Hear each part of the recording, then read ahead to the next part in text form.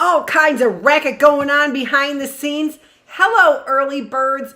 It is, boy, I look kind of close, don't I? Hi, it's Dr. Annette Feravich. I'm your teacher. I wonder if I saw this in my premonitions. Ask the kids when I was a kid, what do they think? What do you think of her? She's kind of neurotic. She's kind of neurotic. Yeah, a little bit. But in that good way, the good way that keeps us excited about things and about life and about discovery and about doing something about our hairdos in the morning. All those important things, early birds. Hairdos. What have you been doing with your hairdo, son of mine? Putting it up at a whatever? Okay, let's go ahead and get started. As I think I started to say, we're here.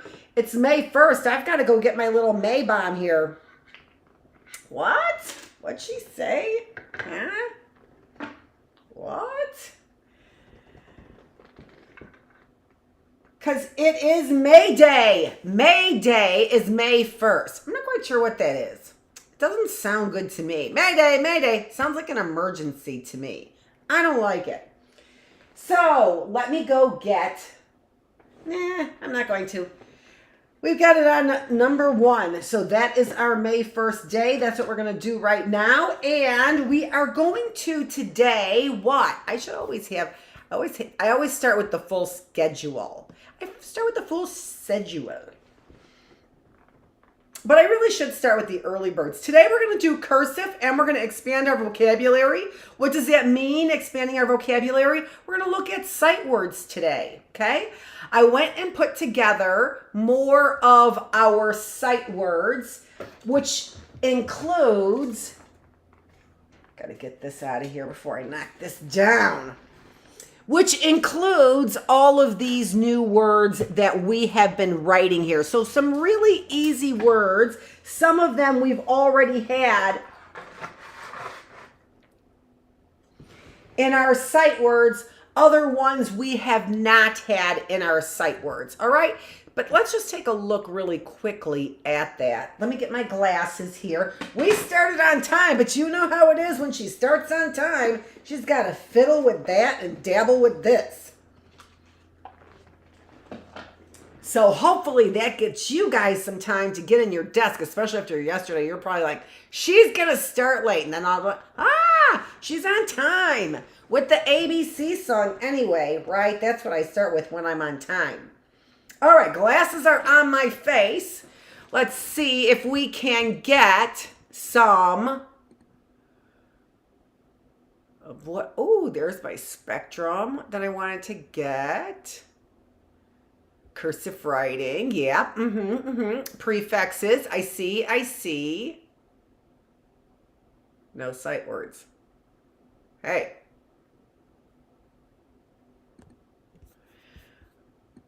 So, look what I have there. Did you think I forgot about our little worksheet, right? Remember our worksheet from our spectrum book, right?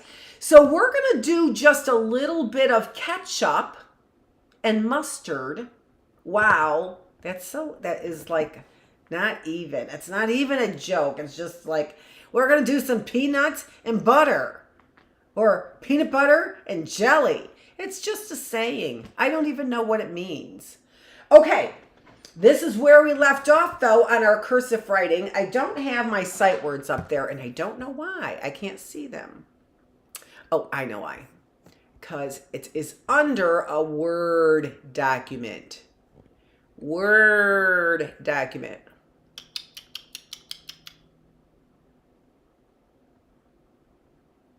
Seriously?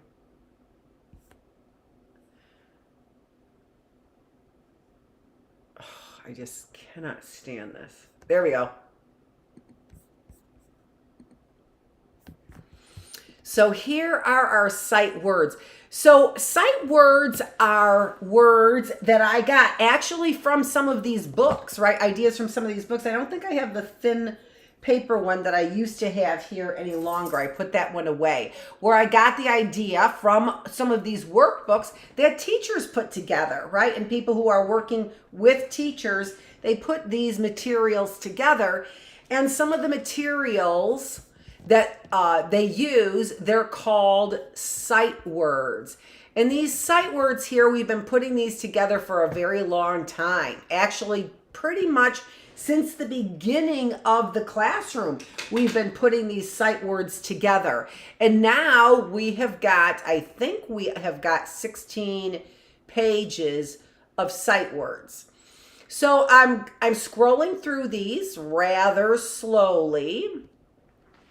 And in fact, it's not a bad idea if I give it the whole screen. You don't need to see me scrolling.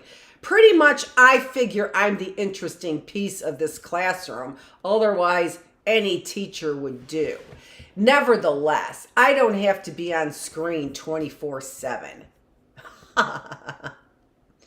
Okay, so here are our sight words from the very first week.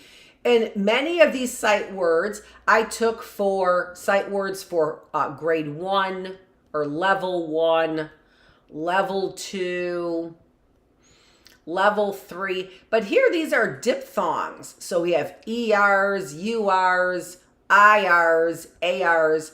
Those murmur diphthongs, more diphthongs. Here we have the ORs. And then we also have regular diphthongs like when two vowels, EA, but it sounds like a short E for bread, right? So we've got a lot of different blends. Now we have the medial CH, or right in the middle, we have a CH sound. Where? Tissue, sunshine, airship, fashion. So we learned those. We had these words from handling our ups and downs. So these were our sight words from handling our ups and downs when we read that a long time ago. These are contractions, sight words that are contractions. So all of these sight words and more contractions and abbreviations, all of these, it really is a good idea if you use these for learning spelling words and quizzing yourself. That's why I put these together, because part of learning how to read and write is to communicate, and the importance in communicating would be Communicating effectively. Here we've got sight words, syllables. We were learning how to break words into syllables. I also have the days of the week there, you could see too. I have some blanks here because those words went someplace else. That's the only reason why. Here are second grade sight words. So some of them are someplace else. Here are third grade sight words, and we are on sight words page 15. Now we're on 16. So here are our number words. Some of these were in the first grade category, and that's how many sight word pages. Oh no, look, I've got 17. Oh, of course, this is from our podcast, folks. Look at that. So our podcast lesson that we just finished, there are some sight words. Look at Aesop is there. Michigan is there. So there you have it.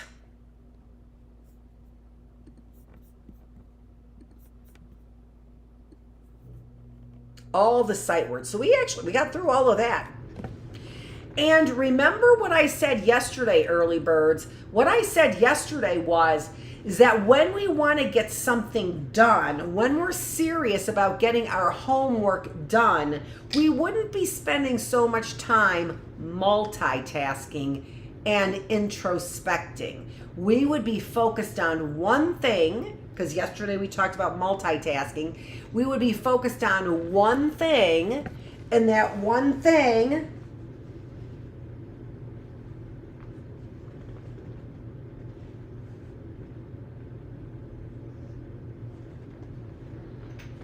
we could get done much more quickly and also spend time making it look good. Like I'm making this 8 look better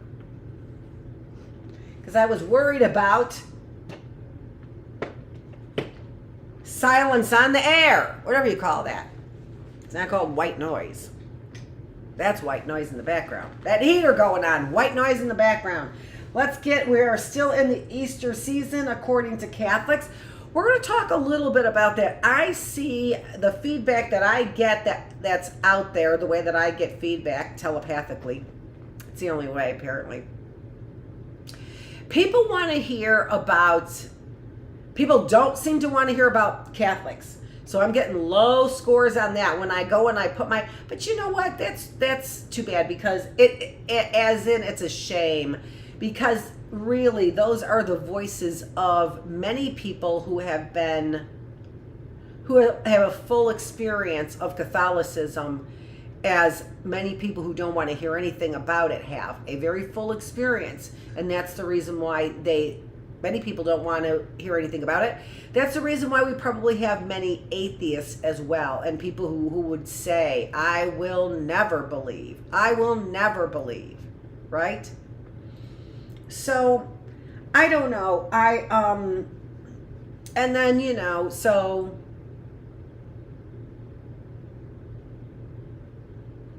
but we're talking about that in our philosophical class. People have been pushing people to the brink. We're talking about Brinkman. Do you feel like you've been pushed to the brink, like you're about ready to go over that edge, early birds? Well, I don't. But that doesn't mean that I'm asking for more abuse. It doesn't mean that I am asking to have this nonsense continue or this criminal behavior continue. I'm asking for none of that. But I am going to continue doing what I'm doing. As I always advise you, early birds, do what you do and naturally, and then until you have a message that says do something different. Okay? All right. So I'm going to continue. Sometimes, as you know, I get very sad. I've stopped my podcast, but then I didn't have any internet. So there are always obstacles out there, early birds, that are planning on stopping you. And I've always known since I was a little girl that they were planning on stopping me. I've always known that. It may be because people told me things about me. Hold on, I need something to drink. Hold on.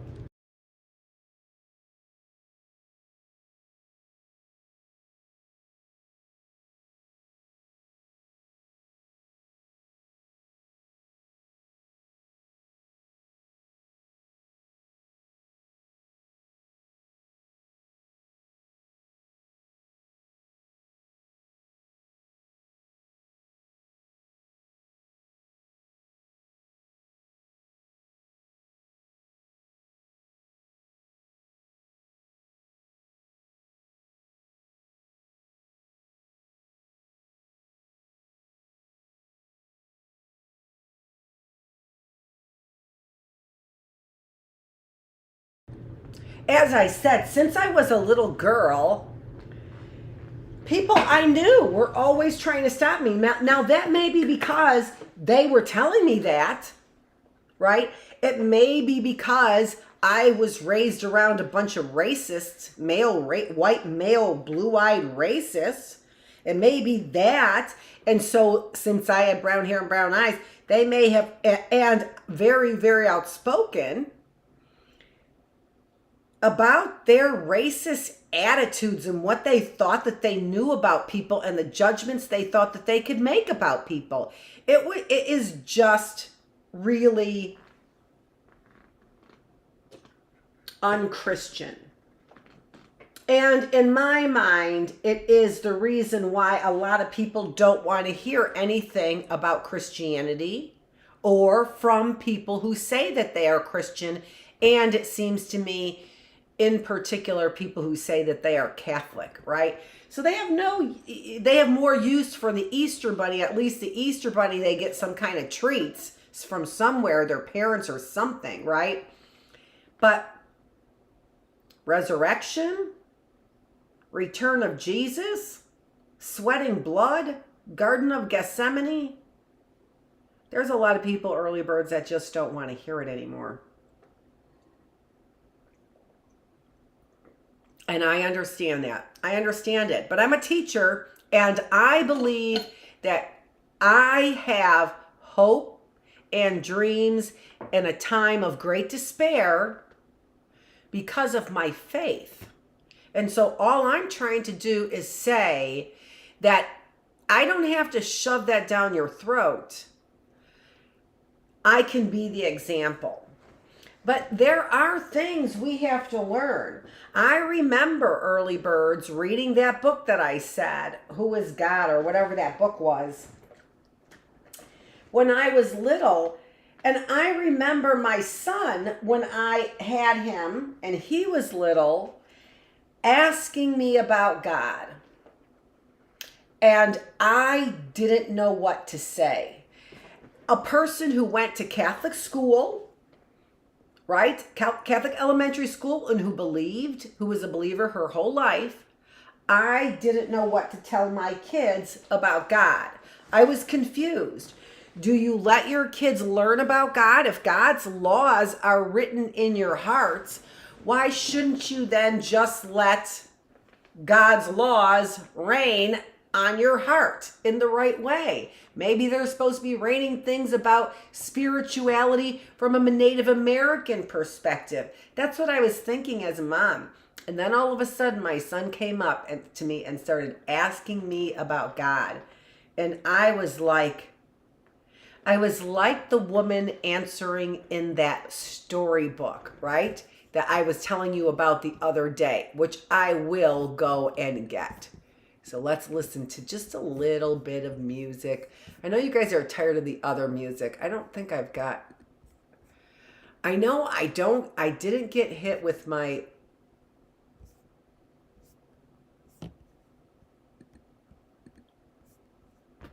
Chris Stapleton. And there's a song out there that actually by Chris Stapleton, and since this is the anniversary of my husband's passing,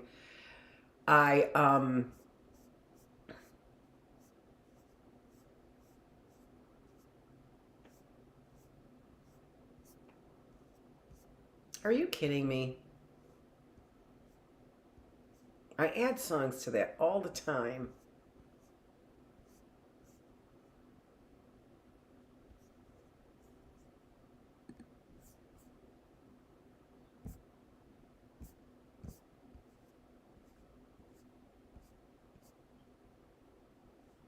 All right. And now then it makes me mad that I can't find it. Are you kidding me? Oh, there it is. There it is.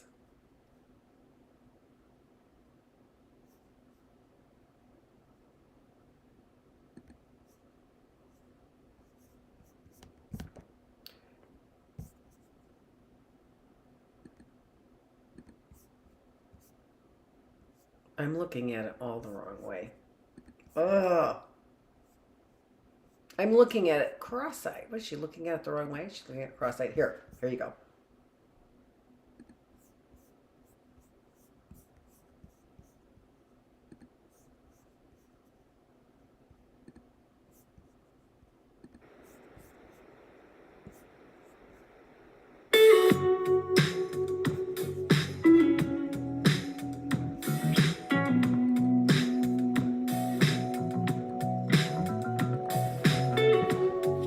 Let's look at the question.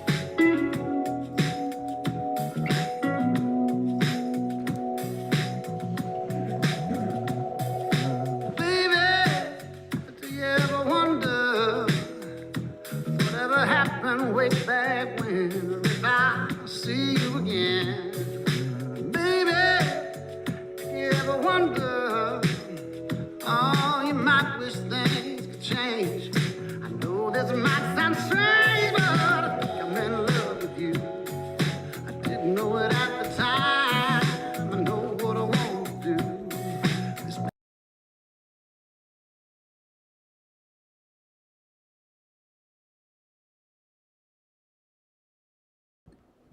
That song, that video. My husband did that video with me when I first met him. He's like, oh, you mean it was all like this?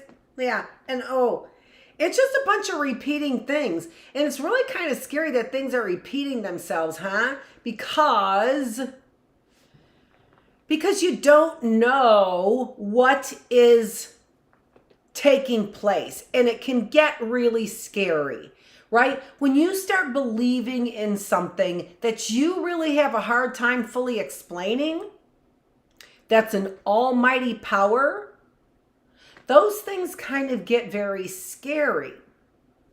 So I kind of had the attitude that, well, I'm going to screw it up, so I should let God do the hands-on stuff, and maybe I should back off. Then my son asked me about God, and I was like this person in this book, telling me about God. And she really kinds of hems and haws.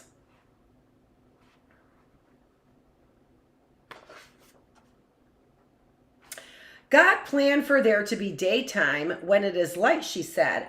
I can play out of doors in the daytime. You can run with Rover and not fall down because it is light, and you can see the red roses and the yellow daisies. So you could see that the mom, just from that example, and I could see that the mom was really trying to show her little boy who God was in nature. So that's exactly what I do. And she kind of went back to Genesis. I remember doing this with my oldest son, Satson. She kind of went back to Genesis and suddenly gave us light and day. But really what God is about is his plan for you. But it was so hard for me to decide what to teach him. And all of a sudden I was on the spot. And I felt like it was a very important time. This was a critical time. My son was asking me about God. And the interesting thing about it was that my husband orchestrated that whole thing.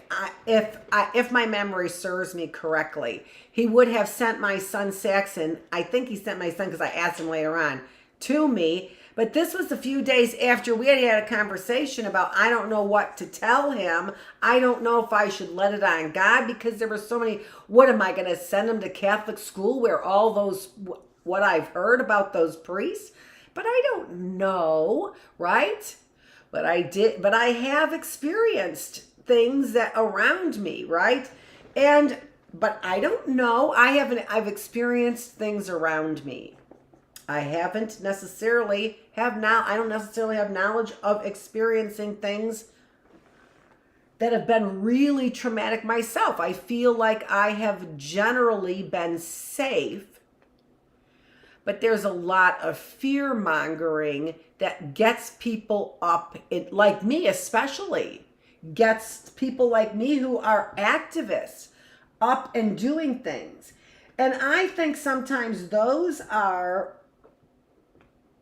maybe how they're identifying the terrorists. They get people up in arms over something. How far are you willing to go for something that you don't have any evidence for? And it's no different when you're talking about God. How far are you willing to go for God when the evidence is what to you? When the evidence for God is what to you? Is it none? Zero evidence of God? Is there a little bit of evidence of God? Is there a lot of evidence of God? What is it for you? What is it to you? I have always thought in my heart that there's a lot of evidence for God. I look to nature to see God. And then now we also see people who are atheists, who don't believe in God or God's creation, who just have no problem destroying it, right? It makes you wonder, what are you thinking? Of course, they're not the people who paid to have those sites excavated. They're not looking at the damage that's being done to those forests, are they?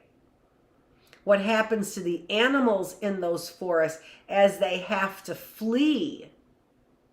And then those elephants, right? And then they have to shoot them with drugs in order to get them to migrate someplace else. Exactly how they're treating me, right? Trying to get me to migrate someplace else. Margaret Feravich. I know, relatives. It can be family. It can be friends.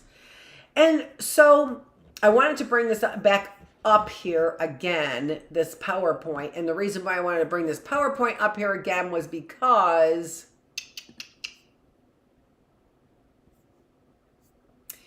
there was a question there that we missed. So the question, I don't want to go into the explanation, but it said, what did Jesus do after that? He put the soldier's ear back on, just like that. So Peter took a sword and cut off the soldier's ear. What did Jesus do? He put the soldier's ear back on, just like that. What did the soldier do when they saw, or what did, that's not what that's supposed to say. What did the disciples do in all the chaos? I think that is, yep, there we go. What did the disciples do in all the chaos? That was the question I didn't get to. And what they did what did they do in all the chaos? They ran for their lives. And we were talking about, yesterday we left it with, what do you think you would do if you were an apostle or a disciple at that time and saw that? What do you think you would do? I think I would head for the hills. I think I would be scared enough, and I think I would head for the hills. So we are not really necessarily doing introspection today, right? We wanted to get some things wrapped up, but that was actually one of the things I wanted to get wrapped up. So this is our last day on cursive writing, and now we're starting with NAG. So we've got everything really all set. So what we're going to do is really concentrate now on what we would normally do when we're building our vocabulary. A lot of this we have already done. Nag. N-A-G. Nag. But I'm going to continue to nag at you to continue to build your vocabulary and write nicely when you take your time in your cursive writing. Nag. Our next word, so nag, N-A-G. Our next word, oil. Oil. O-I-L. Oil. O-I-L. Oil. O-I-L. Oil. O-I-L. That O-I there is a diphthong. Two letters come together and make a different sound. Right here, it's two vowels. O-I. Oil. Okay. The next word there, peg, peg, P-E-G, peg. If you're not sure about those diphthongs, you can go back and look for diphthongs in our early bird classrooms. I have a lot of worksheets on those. Peg, P-E-G. It is not my purpose right now to give you a whole class on that.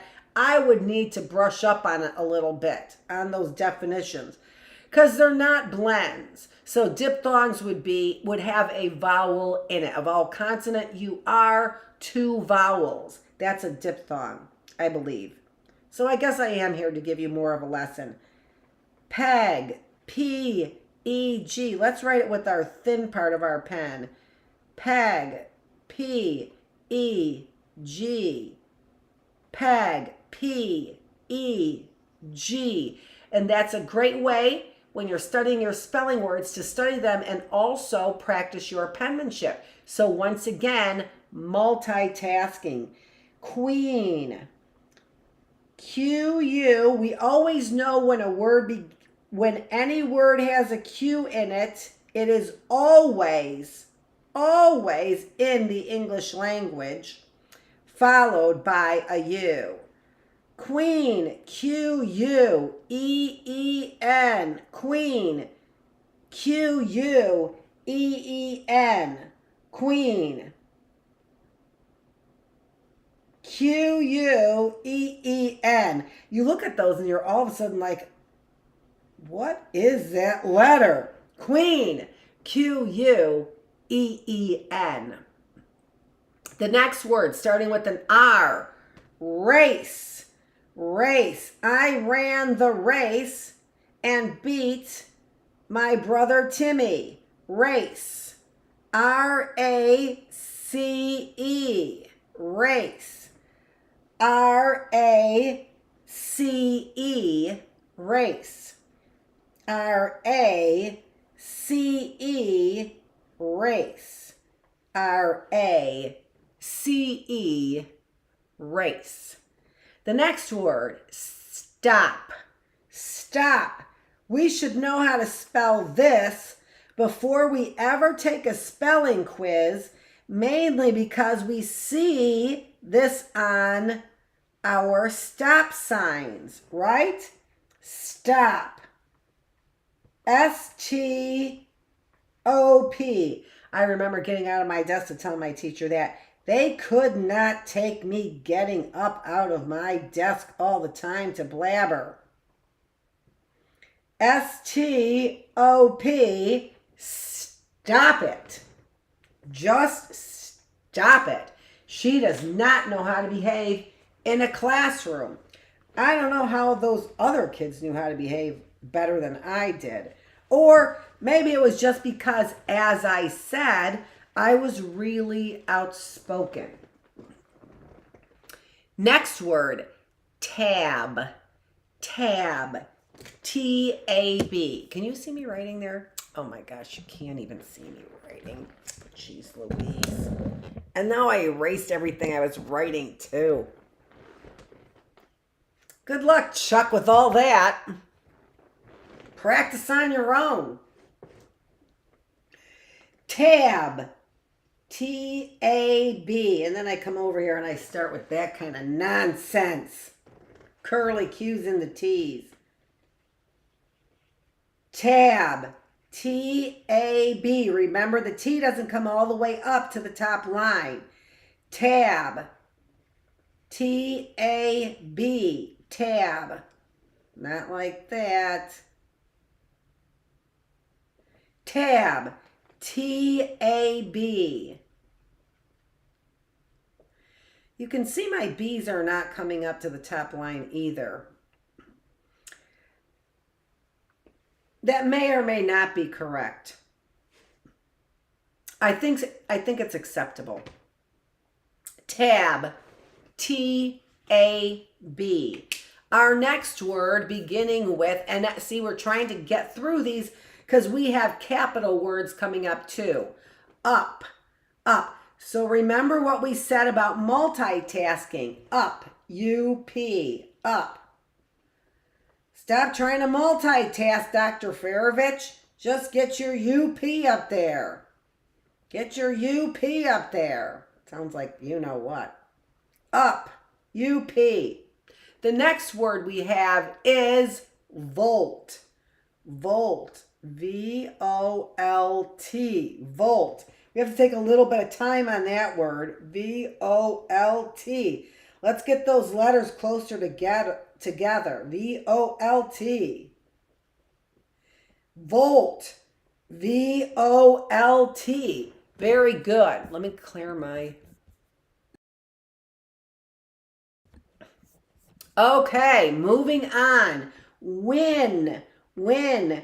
W-I-N. And when you think you've got down the penmanship for the word, which I clearly don't, I'm making kind of mistakes all over the place, and the spelling of the word, win, W-I-N, practice your penmanship until you're happy with it, W-I-N, and you know how to spell the word, and then go on to your next word. X-ray. X-ray. Not a very good X, so I'm not happy with that, and I haven't learned how to spell it yet. X-R-A-Y.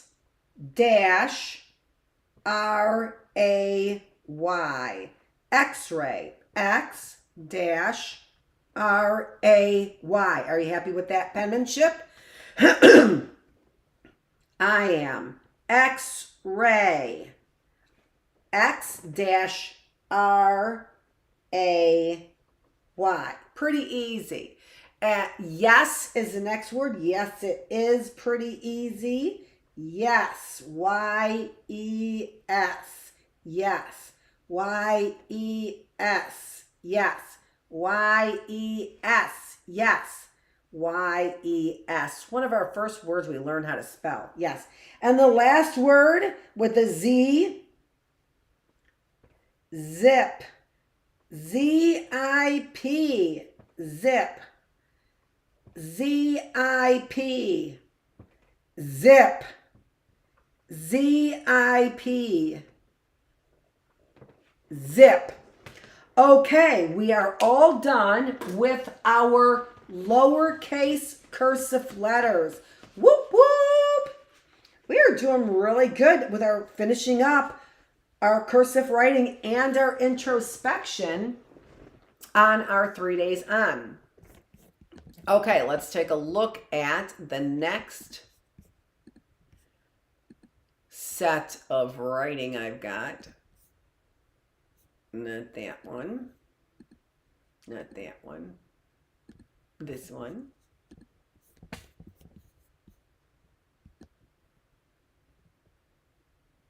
Okay, and let me just call that up here so I can see it too.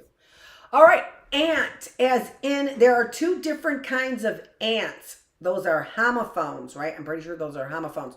Two words that sound alike but are spelled differently. Ant, like the bug, A-N-T. A-U-N-T is like your Aunt Martha. A-U-N-T, ant. Capital A-U-N-T, ant, because we're doing capitals now. Capital A-U-N-T, ant. Capital A-U-N-T, ant. Let's try and keep that a little nicer. There we go. Let's do our next one. Word, bug. Capital B-U-G, bug. Capital B-U-G, bug. But bug is not always capital. We're just making the capital, right? So we're making our first letter capital, but bug does not have to be capital. So let's make sure we know that. All right, bug, B-U-G. That's all we're going to say. We know we're starting these words with capital letters. The next word, city. We're starting it with a capital C. City, C-I-T-Y. City. C-I-T-Y. City. C-I-T-Y.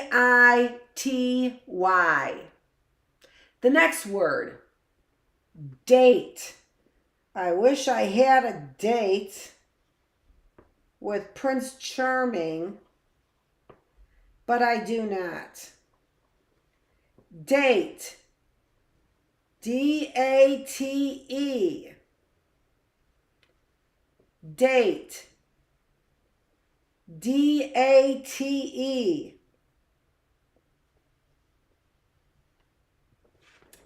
Pretty nice D I got going on there, I would say. East. East. E-A-S-T. East. East. E-A-S-T. East. East. E-A-S-T. East. Fig. Fig. F-I-G. Fig. Fig. F-I-G. We're making capitals, and you could see I'm having a very hard time, even though I write a capital F all the time for my last name. Fig. F-I-G. Fig. Gate. Gate. G-A-T-E. Gate. Gate. G-A-T-E. We keep writing till we like the writing that we have. We keep spelling it out loud until we remember how to spell it out loud. All right? Where are we on time? We are just about done. I'm going to go and do one, let's see, maybe another set of words, and then we'll be all set. Holy. Let's leave off with the word holy. And for our 4 days off, maybe you can think about what makes you holy. You know, we could say Jesus is holy because he sweated blood, but I don't think that that's what made Jesus holy. We all get pretty nervous. Holy. H-O-L-Y. Holy. And this is the kind of holy, like it's not holy there, it's not all there, but this is the kind of holy that is sacred, like God. Like we have to have reverence for things that are holy. We should have reverence for things that are holy. We shouldn't desecrate people's graves for science, because those graves are holy. Okay, what makes you holy? That's a great thing to think about, I think, early birds, on our 4 days off. What do you think makes Jesus holy, or God holy, or people holy? What do you think makes them holy? What makes you holy? What makes people holy? I know what makes me holy. I know what makes me holy. One thing that makes me holy, I know, is praying. It does. I was going to say teaching the classroom, but actually, you know what? The first thing that came to my mind before that was praying. It does. It helps keep me holy. If I am leading and running into temptation, a lot of prayer really helps me. And you know what else helps me? A guilty conscience keeps me holy as well. A guilty conscience keeps me holy as well. We might think about that. What makes us holy, and why would a guilty conscience keep me holy? It does. Guilty conscience makes me sick in the belly. It does. And I don't like being sick in the belly, and so I try and stay holy. This is Dr. Annette Feravich, and I am teaching you all kinds of things. We don't just worry about one aspect of life. Of course you don't worry about just one aspect of life. Why would you? I would only worry about these little farm animals? No, we got a lot to think about. And so keeping balanced, we're talking about that in our philosophical classroom. Don't let people bring you to the brink, man. Dr. Annette Feravich here in the classroom. We are here in the early bird classroom. We did our 3 days on. We did our work, early birds. And now we get to think about it, talk about it. We know what it means to be introspective about it now as well, don't we? This is Dr. Annette Feravich. Thanks for joining me here in the early bird classroom.